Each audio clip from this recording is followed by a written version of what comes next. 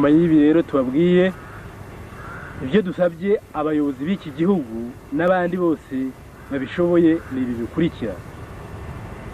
Icya mbere, nubwo Minisiteri y'Umurimo n'Imibereho Myiza y'Abaturage yabyemeye, twongeye gusaba leta kwemeza bidakuka ko hano Kaduha hubakwa monima, inzu izahora yibutsa iteka ryose itsembabwoko ryabaye hano.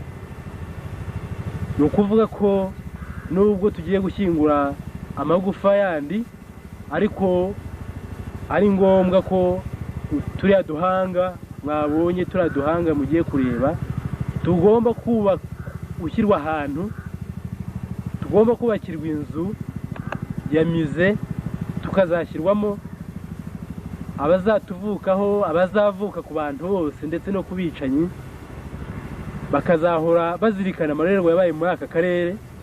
Bikazaba inzira yo kwigisha buri muntu, yaba umunyarwanda, yaba umunyamahanga, yaba inshuti.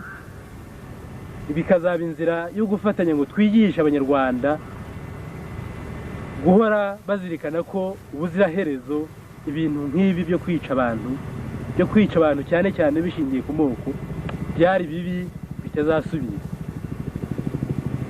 Dusabye rwose ko bidatinze iyo mize yubakwa kugira ngo izagire ako kamaro ko kudufasha guhora twibuka abacu no kudufasha kwigisha ko ubuziraherezo ubwicanyi nka buriya butazongera.